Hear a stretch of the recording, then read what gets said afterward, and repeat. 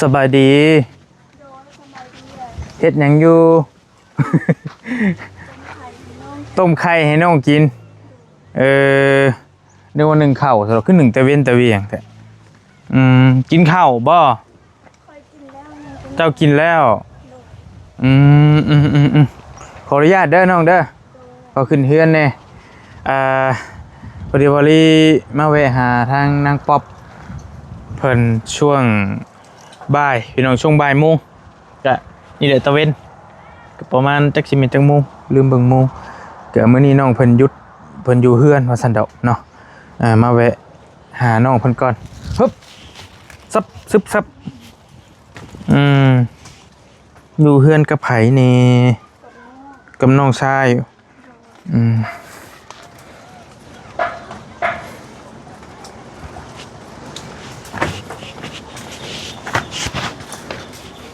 ใจกินไข่บ่ลูกโอ้ไข่จังน้อยนะไข่ฮะน้อยเดียวนะฮะโอ้ยเราบอกว่าน้อยเดียวพออิ่มบ่ลูกกินดิกดอกบ่เลยกินกับข้าวเปล่าเพิ่นบ่จักได้บัดนี้เนาะบ่ได้บัดนี้เพิ่นสิกินกับข้าวบ่บ่ได้คันว่าอ้ายถามแล้วเจ้าสิกินไข่กับข้าวบ่ภาษาลาวถึงเมื่อยจ้ากระด้วยกับด้อยโอ้โหยาวแท้เมื่อยจ้าตรอเมื่อยจ้าแตรกับโดยเมื่อยจ้าแตรกับโดยโดยเมื่อยจ้าแตรกับโดยคือว่ากินข้าวกับไข่กินไข่กับข้าวเบิ่งหาโอ้ยเฮ็ดได้บัดเฮ็ดได้เบิ่งก่อนนี่น้องชายหล่าเพิ่นแม่เราว่าผู้หล่าเราว่ะเบิ่งหำเพิ่นกินลูกกินเฮ็ดได้บัดอยากเบิ่งว่าเพิ่นสิกินแบบใดนะจ้าไม่มีไงเฮ็ดได้บัดนี้สามารถจุดตัวนะจ่ายดอยจะดอยปะเฮ็ดได้บัดนี้เอาข้าวจ้ำบัดนี้โอ้กินง่ายกินได้โอ้นางงามอีกนางให้กับผู้หญิงแอมบ่แอมอยู่บ่แอมกินบ่นี่แล้วมาซื้อมาฝากนี่กินบ่เอาบ่เอาโดย โอเคสบายดีแล้วน้องเด้อสบายดีตอนบ่ายเอาไอ้ซื้อมาฝากเบิ่งดูเคยกินอยู่บ่น้ำตัวนี้ก็เคยกินแต่นี่เคยกินดูแต่แบบเขาไม่ได้เห็ดแบบนี้เขาเห็ดแบบใดจะกินเบิ้งอันนี่ไม่ให้ก่อนใส่ชุดอันนี้มันนี่เนาะบริใส่ชุดทำงานเราเพราะว่าต้องได้ไปโบสถ์ก็เลยใส่ชุดจักโมงสิไปตอนแรงประมาณ4 โมงก็สิได้เข้าไปโบสถ์อีกขออนุญาตชิมให้เบิ่งดูเป็นอะไรกินก่อนอย่าพาว่าแซ่บ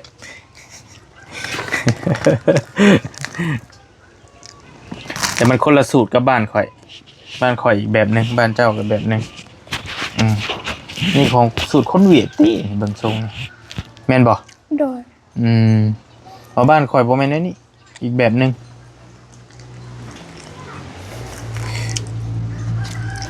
กะแซ่บอยู่แต่แบบบ่ลื่นปานใดมันความหมายมันว่าเนาะได้บ่ลื่นปานใดแบบเฮากินแบบกินแบบจิ้มกับนมบ่ประมาณนั้นเขาสิใส่นมนำใส่นมน่ะต่างหากติตัวใส่นมน่ะก็จี้ใส่นมอันน่ะเคยกินแต่ใส่นมแม่นบ่แบบนี้บ่เคยกินจักเทื่อกินก่อนคันเสพก็กินแล้วตามสบายปรับความสมดุลของกล้องก่อนปุ๊บ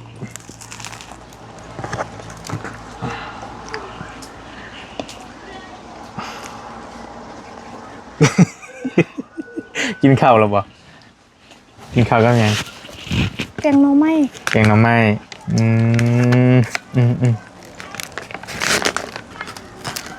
เบิดบ่คันให้กินบาทเดียว หมดไปครึ่งหนึง เบิดแต่ครึ่งหนึงโดย เพราะว่ามันใหญ่ปด มันใหญ่โพดโอเคไปซื้อมาแต่เซปูนพุ่นเด้ อันนี้เด้ โดย อันฮากามาแต่สิโปนบ่ โดยให้นอนอยู่พุ่น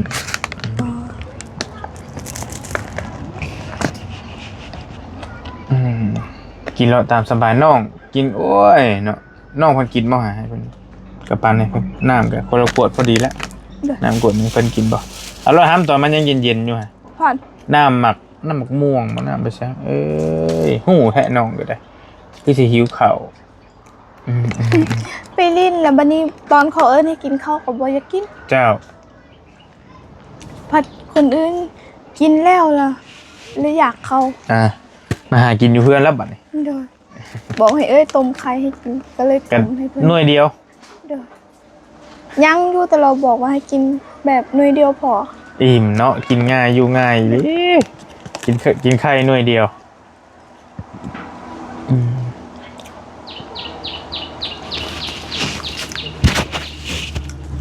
กินก่อนขอรู้สึกเสียบตาแล้วบัดรู้สึกว่า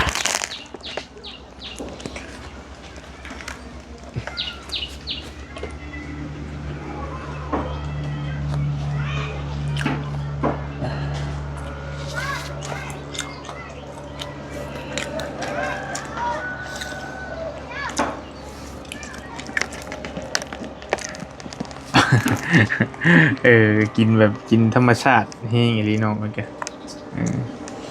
กินแบบกินก็กินก็คือกินนะกินมารอบนี้ยังบ่ทันได้กินอยู่ได้บอรีก็ได้ข้าวจีเคยกินบ่ข้าวจีเซโนเคยไปฮอตเซโนบ่หาน้ำกินได้เลยกินน้ำนั่นแหละน้ำกินลองมึงดูน้ำเย็นๆนะ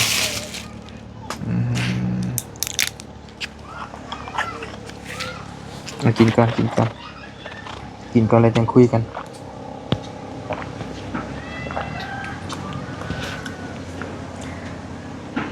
น้ำหมักไหมเนาะ น้ำหมากยังล่ะมีหูมันอยู่เด้ บ่ฮู้จักซื้อ อันเด้หูมันบักใหญ่นึง หมักม่วงบ่ อันเด้อแต่เป็นน้ำของเวียดอ้ายก็ยังบ่เคยกินคือกันสมบ่หวาน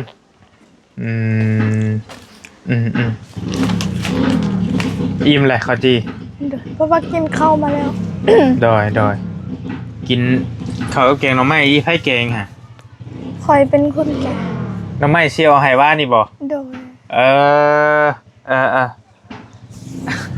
ไอ้ก็ว่าสิถามอยู่เลยเป็นหมู่กันบ่หั่นน่ะ โดย แต่ว่าเป็นหมู่รุ่นน้อง โดย เราว่าเรา18 ปีเด้ โดย น้องเจ้า2 ปี ไปเลินน้ำกันอยู่บ่เวลาไปหันไปนี่กะเอาควันเนาะเห็นเนาะ โดยเอาออกไป เอาก่อนก็ได้เอา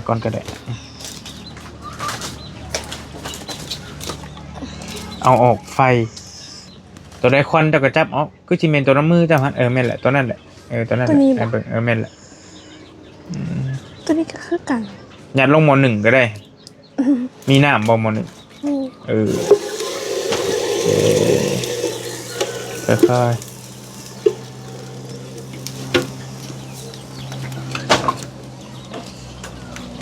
ลงใหม่เฮือนได้ยัดไว้กี่เท่ากันก็ได้กี่เท่าเจ้าฮะยัดลงกี่เท่าฮะจักเราว่า เอา กี่เท่า ลงยันมันนั่นอีก เพื่อนไปเฮือนใหม่ช่ำมอยเผื่อคนบ่อยู่แล้วพ่อแห้งอีกได้ฮะ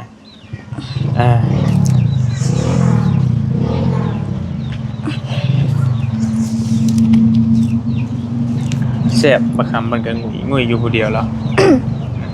กินง่ายอยู่ง่ายพี่น้องกินข้าวกับไข่จริงๆข้าวกับไข่มีประโยชน์นะประโยชน์หลายอย่าง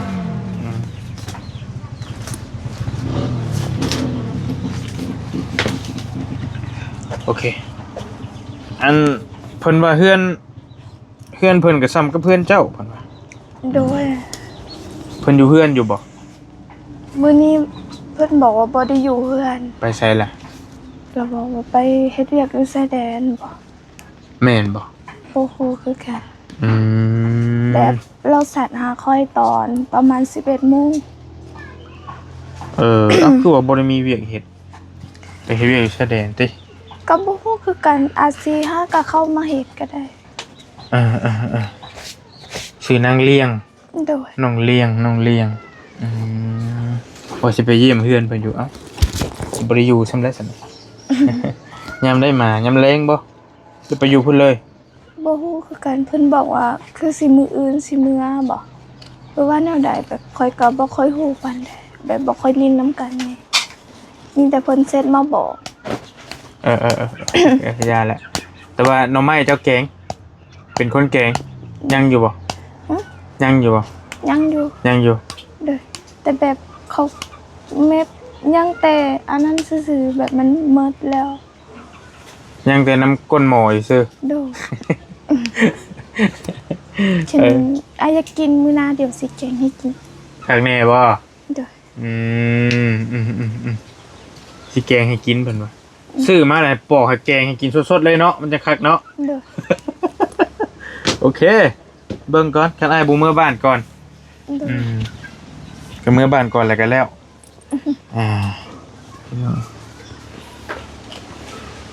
อันน่ะกินหน่อไม้กันแต่ก็เนาะคือว่าละอาหารพื้นบ้านเพิ่นเลยอยู่พี่ก็ได้พี่น้องแต่ว่าช่วงนี้มันบ่ค่อยได้กินบ่ค่อยมีเวลาไปหาเนาะ โดยฉันบางมือบางเทื่อก็แม่หรือว่าบ่แม่นแม่ก็น้องเป็นคนไปหาก็ได้กินอยู่ คือเจ้านี่แล้วบ่มีเวลาเลยเนาะ โดย บอลี่ช่วงนี้ก็กินเรื่อยๆอยู่ซื้อซอยกับเจ้าหะมาแต่เซโปนแล้วก็ขายแพงพร้อมได้กับเจ้าขายก็ได้ โดย ค่อนข้างสิขายแพงนิดนึงถุงละ30,000ถุงละ30,000กี่ทำไมก็ได้อิ่มแล้วบ่ลูกไปเลยอิ่มเลยว่าได้นะอิ่มเลย ประไสเธอ ปลาไส้โอเค ไฟมายามมื้อนี้ เป็นบ่าวเสียง บ่เสียง โดย เพิ่นมาแต่เช้าเพิ่นบ่ มาประมาณ 10:00 น 11:00 น จื้อแล้วเจ้าก็เนาะจื้อซื้อคนแล้วเนาะ โดย บ่เชียงมาผู้เดียวติหาก็มาผู้เดียวติ โดยเรามาผู้เดียว ตอนนี้เป็นเวลา3:04 นาทีพี่น้องช่วง3:00 นฮ้อนบ่นอนคืนนี่หรือพออยู่ พออยู่ได้บ่ค่อยได้หอนปานใดแบบลึงแหน่นอนตลอดก็แบบ เพราะว่าน้องเพิ่นมีฟืนมีไฟอยู่แต่ว่าบ่มีพัดลมนะเฮือนก็บ่เฮือนหลังน้อยๆอยู่แต่ว่ามีไฟต่อมาจากเฮือนไฟจะว่า มันพี่น้องคือกันแบบ แต่มันห่างกันนิดนึงมัน บ่แม่นไฟฟ้าเจ้าเองเนาะ โดย ขอต่อน้ำเพิ่นอันน่ะจ่ายค่าไฟเดือนเท่าใด เห็นว่าเดือนนี้ได้74,000 คือแพงแท้ 2 เฮือน3 เฮือน เจ้าเป็นคนจ่ายเบิดเลย คอยกับน้องแม่คอยแบบคอยกับบูเขาเอิ้นว่าแนวใดเป็นน้องสายของแม่คอยเด้ เจ้าเอิ้นได้ใช้ภาษาลาวถึงน้องชายของแม่ เขา โก โดย โกความหมายมันเป็นได้ภาษาลาวโกใช่บ่ เขา โก โดย ความหมายมันแปลว่าหยังบัด คอยกับบ่ฮู้คือกันถ้าเป็นภาษาลาวแบบเอิ้นบ่เป็น เป็นน้องของแม่ โดย นาบ้าว นะ ทางบ้านอ้ายแม่นาบ้าวกันว่าน้องของแม่คืออ้ายชื่อเอิ้นน้องของแม่ก็เอิ้นบ้าวอาจสมมุติว่าบ้าวนะบ้าวนะสินะเอิ้นชื่อเพิ่นโลดแต่ว่าเอิ้นนาบ้าวเอิ้นบ้าวเอิ้นง่ายๆคันน้องของพ่อก็เอิ้นอาวมันเอิ้นบ่คือกันพี่น้อง70,000 ติ 70,000 ก็ประมาณ100นิดๆ100 กว่าบาทคืออ้ายถามหมู่เจ้าว่านี่แล้วว่าเราตอนเพื่อนน้องน้อย เพื่อนแล้วนะ โดย โดย แต่เรานั่นเป็นคนจ่ายเบิดเลยค่าไฟหั่นน่ะเพราะว่าเฮาขอต่อน้ำเพิ่นเด้เฮาต้องเป็นคนรับผิดชอบแต่ว่าอันนี้พัดลมเจ้าก็บ่ได้มีอิหยังก็บ่ได้มีแต่ดอกไฟสิก็เพลงกันแต่ดอกไฟซื่อ มี3เฮือนเด้เฮือนน้าบ่าวคอยแล้วมีอีกเฮือนผู้เฮาต่อจากเฮือนเพิ่นเด้ ๆโดยเจ้าของเฮือนแล้วก็เฮือนนาบ่าวเจ้าแล้วก็เฮือนเจ้า โดย 2 ที 3 ทีคือเจ้ายุดสิกับเงินเจ้าบ่ได้บ่เนาะ บ่ เพิ่นฮักได้นี่เนาะ โดย เพราะว่าเฮาขอยุดเองเด้ความหมายว่า โดย มันก็สิบ่ได้เบิ่งก็ได้เบิ่งก่อนคันเจ้าเฮ็ดคู่มือน่ะเจ้าว่าเดือนหนึงเจ้าได้2ล้านแม่นบ่หรือ3บ่หรือ2 2ล้าน 2ล้าน โดย แล้ววันนี้เดือนหนึงนี่เจ้าต้องหยุด4มื้อให้เบิ่งนี่ โดย แม่นแล้วอ่ะ โดย ทุกวันอาทิตย์เด้ โดย มันเดือนหนึงมันมี4อาทิตย์แต่ต้องอยู่4มื้อมันก็บ่ฮอด3ล้านนะมันก็บ่ฮอด2ล้านนะบัดนี้ โดย 2มันเฉลี่ยวันเท่าไหร่วะถึกวันเท่าไหร่วะถึกวันเท่าไหร่เจ้าเฮ็ดงาน บ่ฮู้คือกัน เอ้ย แม่นบ่มือ80,000บ่ฮอด80,000ซับ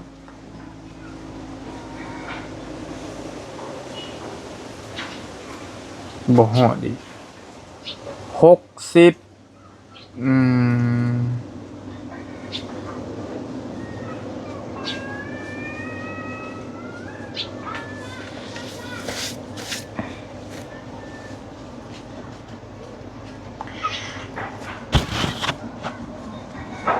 มื้อละ67,000มื้อละ100 บาทซะ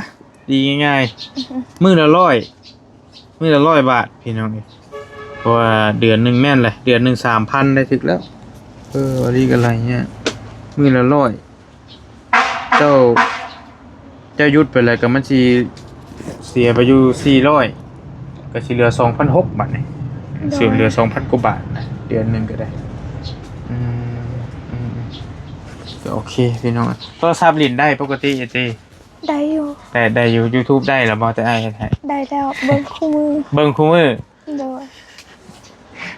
เบิ่งตัวเองบ่ เบิ่งตัวเองแล้วก็เบิ่งหมู่นำ เบิ่งหมู่นะ โดย หมู่เจ้าเมื่อคืนนี่นะ หมู่เมื่อคืนหลับแถมพวกอ้ายหันเข้าไปล้มนำแบบถ้าอัดคลิปนำก็เบิ่งอยู่ คนอยู่บ้านกระดับบ่บ้านหยังค่อยก็บ่ฮู้เบิ่งหลายคลิปอยู่ โอเคแม่นละบ้านกระดับเขาน้องเลี้ยงคืออันน่ะกะมีน้องเลี้ยงน้องกงมีน้องใจดีน้องแต่งจริงบ่ฮู้ว่าเขาจะรู้จักกันบ่คือสิบ่จักดอก บ่ฮู้ โอเคตัวเองเห็นตัวเองงามอยู่บ่นำกล้องพอเบิ่งอยู่บ่ บ่อยากเบิ่งปานใดแบบเห็นบ่งาม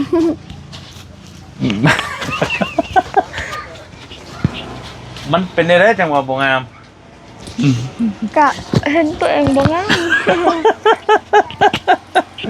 เอ้ยตลกบ่งามนี่แหละเบิ่งนำกล้องมันคือว่างามคือว่าอันนี้สิวเซาหยังก็คือว่าบ่ได้มีเป็นจังไงคือบ่ได้มีสิวมีฝ้าเจ้าไปให้ไปสวนเจ้าคุมเบิดหน้าบ่เห็นแต่ตาอ้ายเบิ่งทรงนี่ โดย ไอ้ฮู้ได้แนวใด ฮะกะฮู้อ้ายเห็นมาหลายเด้ก็เบิ่งผิวเจ้ากันว่าเจ้าบ่คุมสีผิวเจ้าก็สิบ่ได้แบบนี้ โดย แม่นบ่ โดย มันก็สิ บ่เห็น ฮะ เห็นแต่ตา บ่ฮ้อนบ่ ฮ้อนคือกันแต่ก็อดเอา ว่าดาว ไปจะได้ขาว โอ้ยเว้าซื่อๆกันบ่คุมมันก็บ่ขาวเนาะ โดย เสมียนพี่น้อยเบิ่งเพลินๆบ่ฮู้เลยเด้อว่าคนเฮ็ดไร่เฮ็ดสวนคือเจ้ารักษาตัวเองได้ดีพี่น้อยกำลังเป็นสาวเด้เป็นนั่นดอกเจ้าขับรถเป็น เป็น ไปเฮียนมาได้ใช้คือขับรถเป็น เห็นรถนาบ่าว อืมรถเฉพาะรถจักรแม่นบ่ได้เบิดทุกรถ โดย อืมโอเคเอาคนซ่อนได้บ่ ได้ ได้อยู่ โดย เป็นจักปีแล้วเป็นมา หลาย 2-3 ปีแล้ว 2-3 ปีแล้ว โดย เคยมีรถบ่เคยมี บ่เคย แต่ว่ามีรถนาบ่าวแล้วขอเพิ่น โดยให้ เฮียน โดยเพิ่นสอนนำแบบเป็นเมียของนาบ่าว โดยล่มจักเทื่อ หลายเทื่ออยู่ อืม บางเทื่อกับไปส่งแม่แบบเฮาแบบยังบ่ทันได้เก่งปานใดเฮ็ดแม่ล้มนำก็มี โดยโอ้อันตรายเด้อืมอยากได้อยู่บ่รถ อยากได้อยู่แต่บ่มีเงิน บ่มีเงินซื้อแพงบ่รถอยู่พี่ กะแพงกะบ่ฮู้คือกันบ่เคยซื้อรถแบบ เอาแบบหมู่คู่ญาติพี่น้องเจ้าซื้อนะจักล้านเพิ่นซื้อ อืมประมาณเห็น ถึกๆนี่เอาแบบถึกๆนี่บ่ต้องว่าแล้วตัวเพลง โตแบบโตมือสองก็ประมาณ10 ล้าน หรือว่า12 ล้านมือสอง มันใหม่อยู่ที่คันราคาซำนี้นะพอขี่ได้อยู่เนาะ พอขี่ได้ ก็หมายว่าพอขี่ไปเฮ็ดงานได้อยู่เจ้าก็ลบไปลบมา โดย 10 ล้าน10ล้านนี่ประมาณ 15,000 บาทถ้า12ล้านก็ประมาณ 18,000 บาทราวๆนี่หมื่นแก่ๆนะหมื่นแก่ๆหา 20,000นี่แหละอ้าวแต่เป็นมือสองเนาะล่ะเนาะ พอได้พอขี่ได้หรือว่าเป็นรถมือหนึ่งเลยที่บริซื้อคือซื้อให้น้องพันธุ์น่ะก็ประมาณ 18,000 19,000เอาตอนนั้นได้ดีกว่า 19,000 20,000แล้วว่าเดี๋ยวนี้มันจะขึ้นเนี่ยโอเคแต่ว่าซุมื้อนี่หั่นเจ้าไปเฮ็ดงานน่ะเจ้าเอารถใช้ไปขี่ไปย่างไปบ่ได้แบบใด แบบอันนั้นเว้านำอายเขาแล้วนำหัวหน้าว่าข่อยบ่มีรถแข็งสิให้ข่อยไปเฮ็ดเวียกเพื่อนอายตลอดก็มีแต่เอาเมื่อรถอายเอาเด้อแล้วเพิ่นก็ให้เอาเมื่ออยู่ รถเก่าเพิ่น โดย พอมื้อนั้นเห็นเจ้าขี่มาปาดมาแล้วเพิ่นไปจอดด้วยเฮือนนาบาเพิ่นพูดแต่ว่ามื้อที่2ล่ะเห็นขี่มาน้ำอ้ายที่เฮ็ดงานนํกันเนาะ โดย รถอันเดียวกันบ่ บ่แม่น รถคนละคันบ่ โดย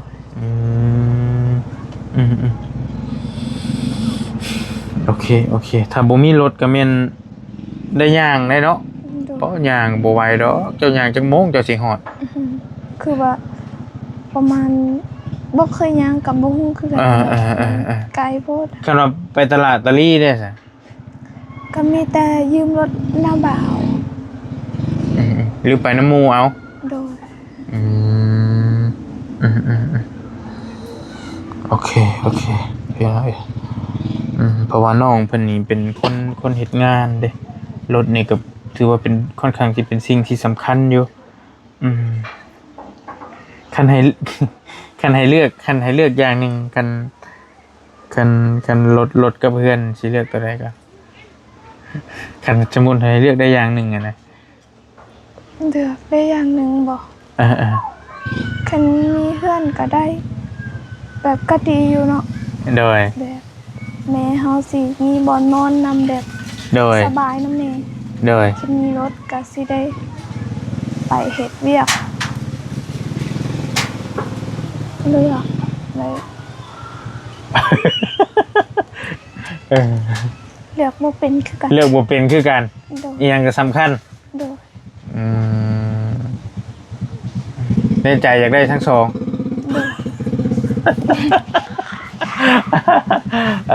ก็เข้าใจเจ้าอยู่ในใจอยากได้สองเพราะว่า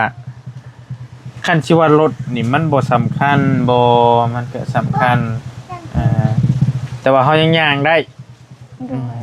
แต่เฮือนนี่ฝนตกเปียกนี่อยู่บ่ได้แท้ๆได้ว่ะ โดย ก็สำคัญอยู่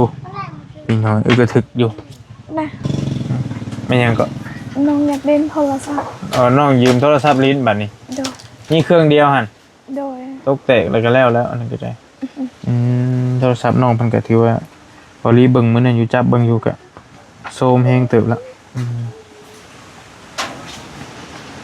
ไป ปันให้น้องลิ้นเนาะน้องสาวจะมีบ่โทรศัพท์ บ่มี บ่มี โดย ยังบ่ทันเคยเห็นยังบ่ทันเพิ่นเข้าบ่ทันเข้ากล้องนี่มีน้องสาวนำได้น้องเพิ่นก็ได้ โดย ก็สิไล่เลี่ยกับน้องเพิ่นนี่แหละพี่น้องเอ้ยไล่เลี่ยกันอันอ้ายขอโทษเจ้าไปเข้าห้องน้ำอยู่ไส เขาอยู่ในป่า ในป่าเลย โดยอยู่พุ่นเด้ ทางหลังบ้านพุ โดยไปทางเขื่อนนาบ่าว ต้องย่างไปไกลๆเนี่ยจักหน่อย โดย เดี๋ยวคนสิเห็น โดย โอ้ยเนาะมันบ่มีไผมีห้องน้ำบ่ซะขอโทษในบ้านเจ้านี่ มีอยู่มีเฮือนเฮือน พี่น้องมีอยู่บ่ บ่มี อืมเวลายามค่ำยามคืนมันก็ลำบากแน่เด้เนาะ โดย ปัดผู้ยาผู้ยิงสัมบัดนี้ไปเขาอยู่ป่า งูเงี้ยวหลายบ่ใช่งูหลายบ่เคยเห็นงูอยู่บ่ เคย เคยแต่เดี๋ยวนี้หันบ่ค่อยมีรายปานใด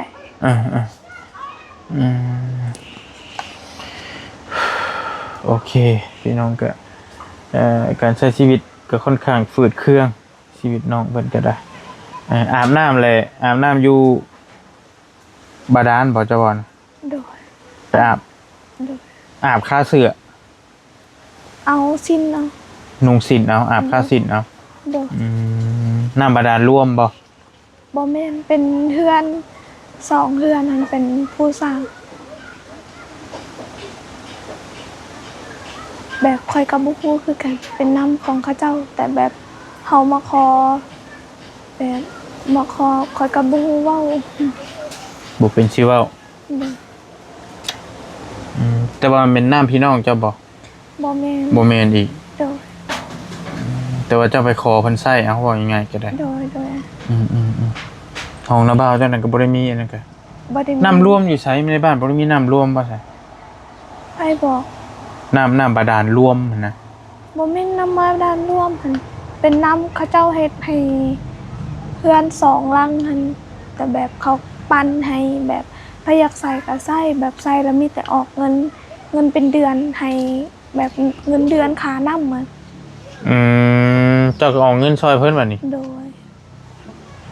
อันเพิ่นให้แบบเพิ่นให้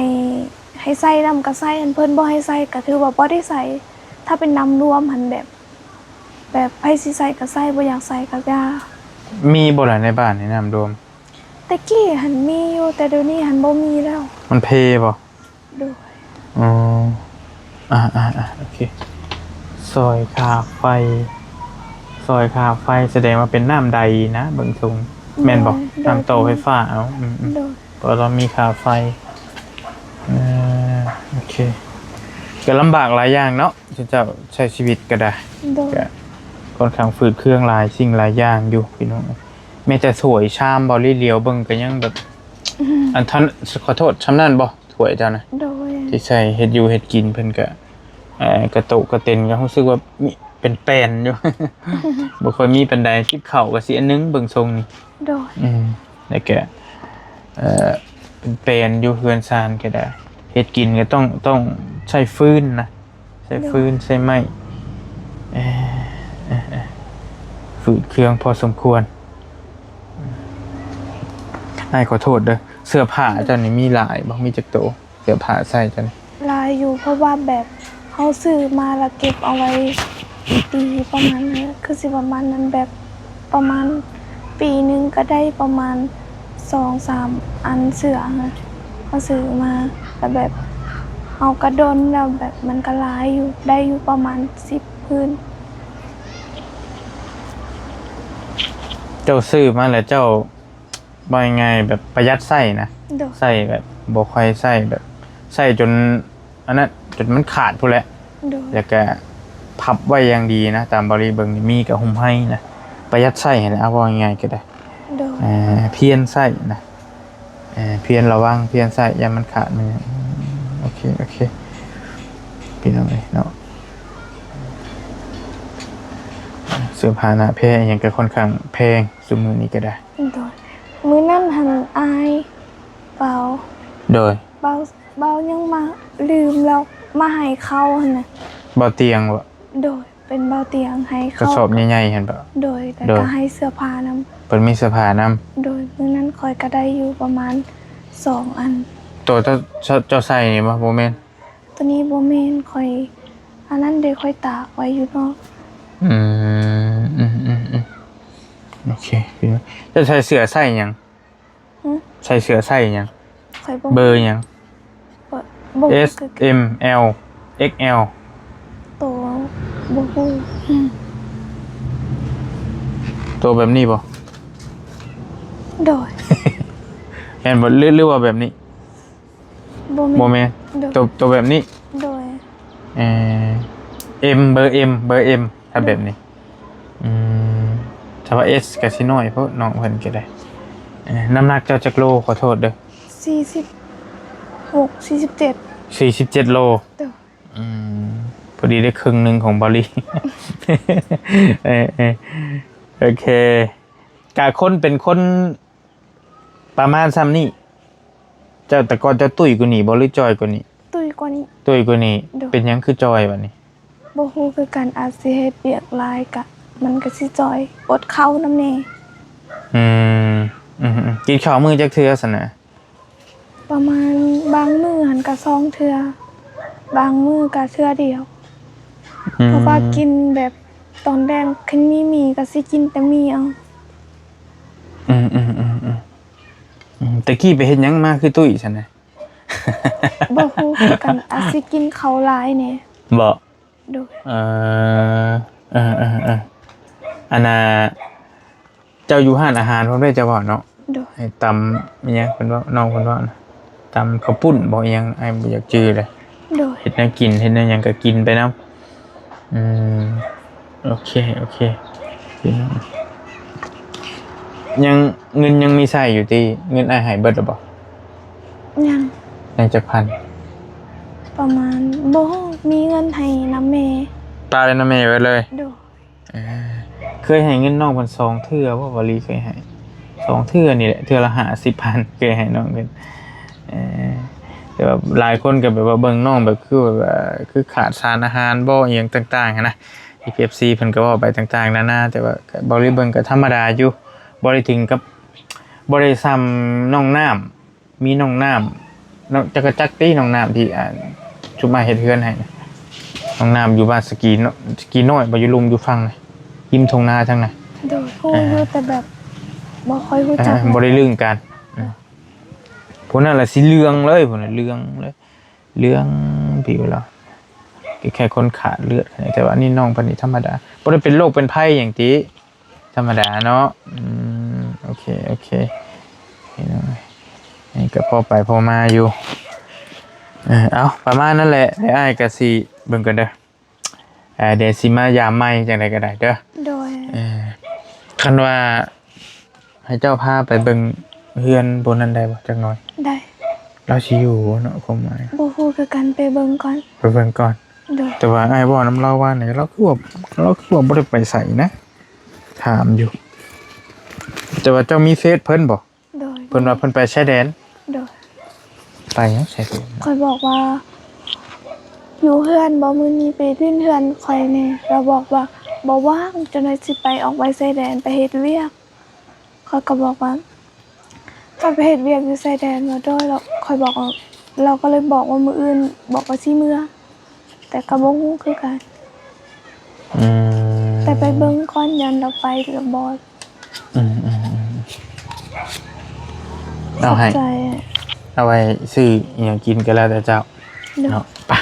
แล้วจังหวะกันซะนะเฮาเอาไม้มาให้อ้ายก่อนหรือว่าเจ้าย่างไปเบิ่งก่อนก็ได้เนาะมันจังบ่เสียเวลาเนาะจะไปเบิ่งก่อนก็ได้ปะจะไปเบิ่งก่อนว่าเราอยู่บ่ไปอาสิถาอยู่พี่เด้อหรือว่าให้เด็กน้อยไปเบิ่งบ่หรือว่าเจ้าสิไปเองก็สุดแล้วแต่เจ้าความสะดวกเจ้าโอเคอยากรู้ว่าอยู่คั่นอยู่หรือบ่อยู่หั่นน่ะพี่น้องนางเลียงไปพี่น้องเอ้ยเนาะคลิปนี้กับบอลี่มาเยี่ยมทางนางนางป๊อปน้องป๊อปเฮาเนาะก็นางคุยอยู่เฮือนครัวเพิ่นตอนนี้เฮือนจริงกับพี่น้องกันน่าจะพอเห็นกันแน่แล้วแหละเอ้าเนาะอยู่ดีมีแฮงร่ำรวยบ่จะขู่ทุกคนก็เป็นเคสหนึงเคสใหม่ ป้ายแดงที่พี่น้องกำลังให้ความสนใจกันค่อนข้างหลายแฮงตอนนี้น้องป๊อปเนาะสาวกำพร้าพอว่าซั่นอยู่ดีมีแฮงไปก่อนฝากน้องเพิ่นแน่พี่น้องบ๊ายบาย